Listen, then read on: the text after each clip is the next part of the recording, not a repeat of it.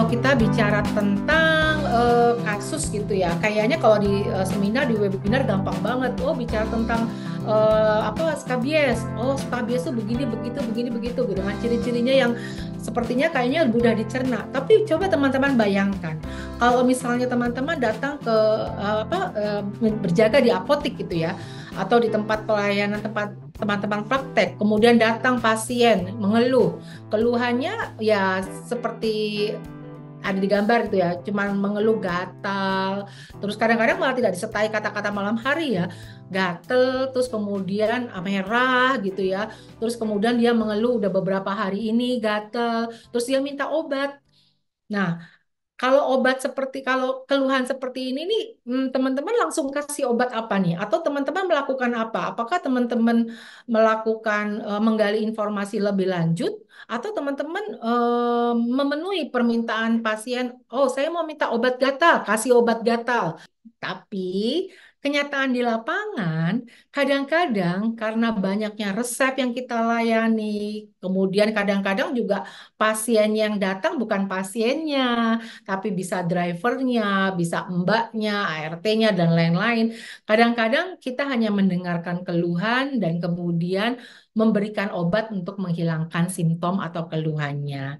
Nah, kalau hal itu terjadi, maka kemungkinan besar obat yang kita berikan tidak tepat. Kenapa? Karena hampir semua penyakit yang terkait dengan kulit memiliki gejala yang sama, seperti rasa gatal, warna kemerahan gitu ya.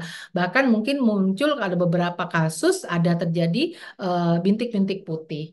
Nah, kalau seperti ini teman-teman berarti benar yang dijawab oleh teman-teman tadi, harus menanyakan, menanyakan atau menggali informasi. Oke, balik ke topik kasus. Nah, tadi kenapa sih teman-teman harus menggali informasi? Karena tadi nggak semua gejala yang sama itu penyakitnya sama. Ya, kadang-kadang kita bingung. Kalau misalnya kayak tadi ya masalah kulit gitu ya, gatal. Hampir semua penyakit kulit disertai dengan rasa gatal dan kemerahan.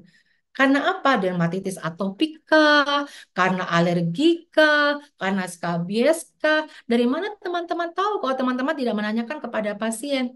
Gitu ya. Gimana caranya tahu? Mau tidak mau maka teman-teman membutuhkan informasi dari pasien. Karena gangguan-gangguannya tadi hampirlah mirip-mirip gitu ya keluhannya. Jadi kalau kita sudah mendapatkan informasi, setidaknya sudah terbentuk, oh oke, pasien ini dengan keluhan atau dengan informasi yang diberikan ternyata misalnya menuju ke arah skabies. Nah, pertanyaannya adalah apakah ini bisa kita laksanakan lanjut oleh suam medikasi atau kita membutuhkan kolaborasi. Nah, ini saya ambil dari Airpal Community Pharmacy. Ini juga bagus banget, teman-teman. Tapi sayangnya ini bahasa Inggris ya. Yang tadi juga yang Simpton Informasi juga bahasa Inggris. Tapi nggak ada masalah kalau generasi Z. Tapi yang kalau generasi yang sudah ya tinggal enak baca, nggak perlu di translate gitu ya. Itu biasanya agak-agak perlu waktu. Nah, kemarin makanya buku saya itu juga mentranslate dari buku dari Community Pharmacy dan Simpton Informasi. Ya, jadi kalau teman-teman bicara terkait dengan keluhan pasien gitu ya terkait dermatitis, maka teman-teman harus bicara pertama adalah kepada pasien. Pertanyaan pertama adalah, Ibu Bapak ingat nggak pertama kali muncul di mana? Kadang-kadang kalimat kita itu pertanyaan kita sulit gitu ya, karena nggak selamanya pasien juga, oh iya ya di mana ya pertama kali muncul ya. Misal contoh sepele gitu ya, terjadi kemerahan atau gatal pertama kali di mana? Kadang-kadang tidak ingat. Tetapi sebenarnya kalau ini kita tanyakan dan pasien bisa menjawab, ini sangat membantu sekali karena beberapa penyakit itu khas banget. Misalnya contoh pada penyakit impetigo ya, itu khas banget hanya muncul di sekitar bibir gitu ya, di sekitar ini. Jadi ini membantu kita, oh iya, karena kita tidak diberikan kemampuan kompetensi untuk diagnosa, paling tidak kita mengetahui keluhan ini muncul pertama kali di mana. Terus kita tanyakan, kalau misalnya pasien tadi gatel, seberapa gatel ya Bu? Gatelnya tuh sampai pengen banting gelas gitu ya, atau sampai aduh rasanya kayak putus asa banget gitu ya.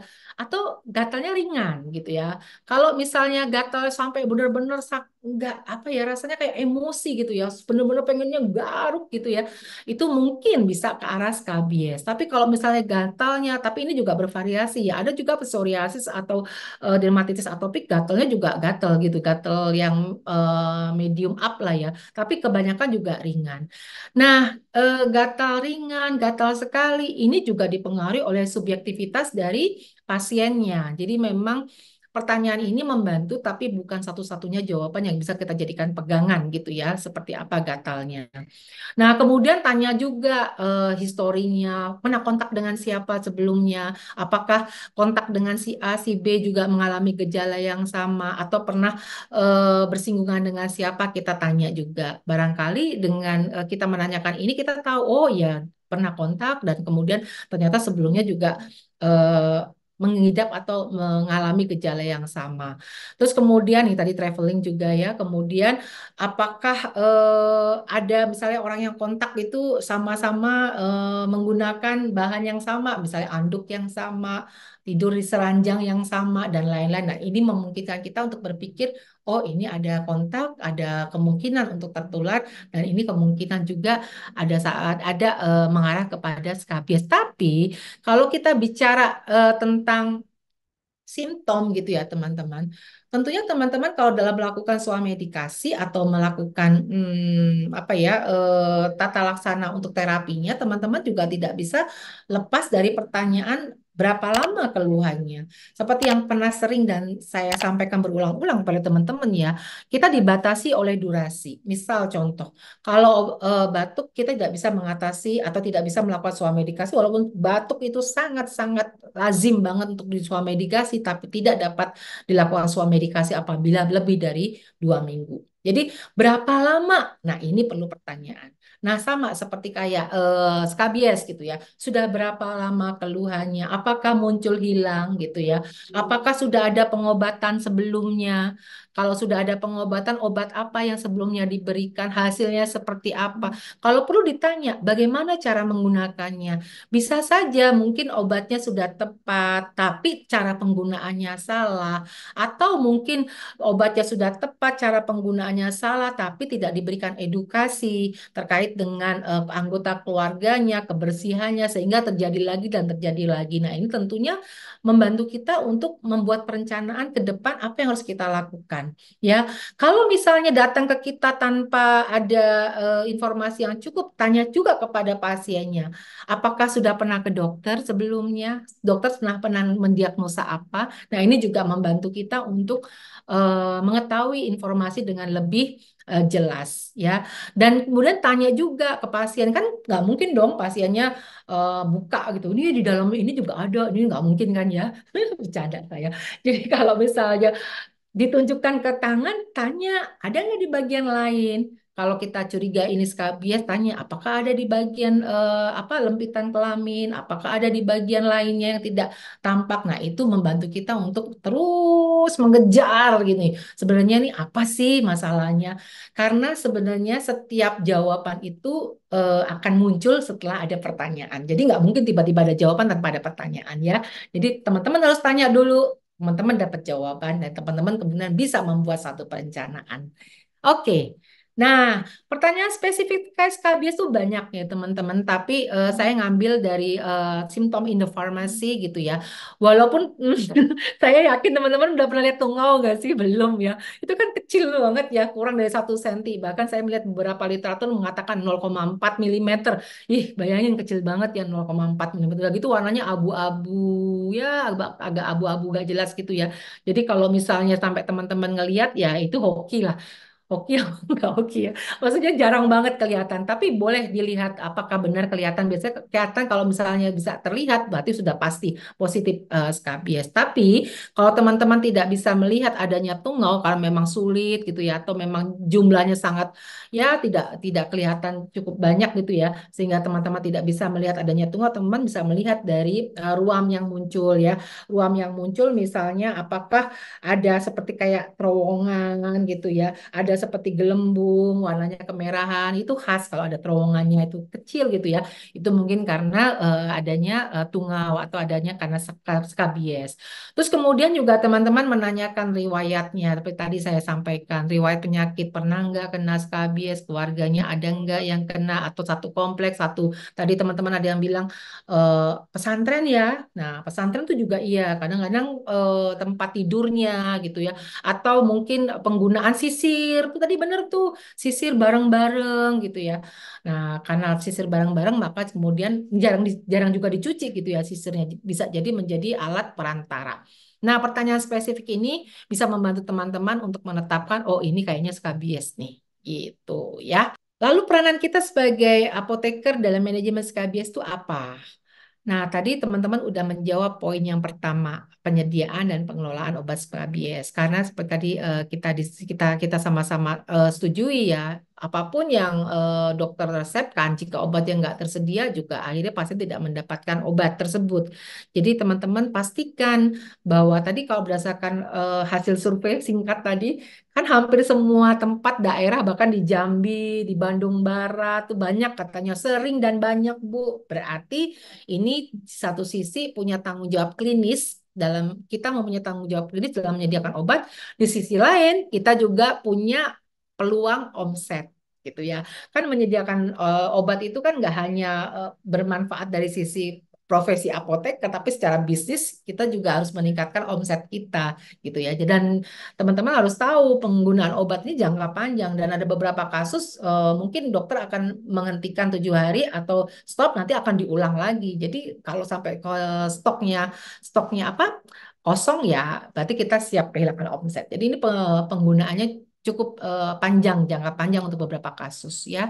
Terus yang kedua selain penyediaan dan pengelolaan obat skabies, yang paling penting ini concern dan edukasi. Nanti saya akan bahas di slide-slide berikutnya karena kadang-kadang kita apoteker cuma nyerahin obat, jelasin sesuai dengan aturan teman-teman tidak melakukan edukasi informasi yang terkait dengan kebersihan atau terkait dengan cara penggunaan. Kenapa? Karena tadi sekali lagi keberhasilan terapi pada pasien dengan skabies tergantung dari bagaimana teman-teman bisa mendeliver informasi penggunaan obatnya dan kebersihannya. Dan tentunya yang penting adalah monitoring dan supporting seberapa perkembangannya. Terus kalau pasiennya merasa, oh aku tadi ya, aku merasa nggak nyaman nih, gatal-gatal nih, diobati tapi kok masih gatal-gatal. Support ya Bu, ini kan masih masa inkubasi, kita masih ini masih masa pengobatan, bukan berarti pengobatannya gagal dan lain-lain. Nanti teman-teman bisa secara jelas pelan-pelan menceritakan. Nah, informasi dan edukasi tadi ke pasien meliputi cara penggunaan krimnya gitu atau lotionnya kalau nanti dalam bentuk lotion ya, di mana penggunaannya harus dioleskan secara tipis-tipis pada seluruh tubuh, pada orang dewasa, tadi pada anak-anak dihindarkan untuk sekitar mulut dan mata gitu ya.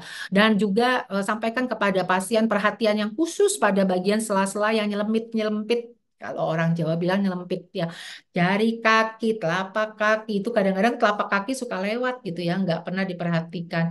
Terus jari-jari tangan gitu, sela-sela, ujung-ujung apa jari tangan dan jari kaki ini ujung-ujung ini teman-teman ini kan tempat-tempat tersembunyi semua gitu ya. Jadi, nah ini jangan sampai teman-teman lewat nggak ngasih tahu. Jadi yang lainnya diobati, yang sebelah-sebelah justru perhatian khususnya ini teman-teman lewat nggak ngasih tahu ke pasien. Kemudian kalau misalnya dioleskan di malam hari dibiarkanlah semalam. Tadi kan ada durasinya ya supaya ada kontak supaya bisa bekerja maksimal dalam membunuh parasitnya. Dianjurkan untuk melakukan 2 kali pengobatan dengan jarak 7 hari. Tapi ini tergantung lagi dari dokter ya mendiagnosa dan pemberian resepnya. Tapi ini dianjurkan supaya bisa benar-benar tuntas gitu ya. Dan juga tadi kalau sudah ada satu aja yang kena, waduh, udah bersih-bersih deh. Spraynya diambil, anduknya diambil, cuci ya pada suhu 60 derajat. Caranya gimana? Saya juga belum tahu. Ada nggak yang mesin cuci yang pakai air panas gitu ya? Intinya sih kalau bisa dicuci dengan temperatur yang tinggi ya untuk membunuh semua larva-larvanya. Kemudian kalau ada satu yang kena, maka seluruh keluarga harus diobatin. Mirip sama cacingan. Jadi kalau teman-teman ngasih obat cacing sama anak kecil, kalau orang tuanya nggak dikasih obat cacing, sama aja ya. Jadi harus diobatin semua walaupun tanpa gejala.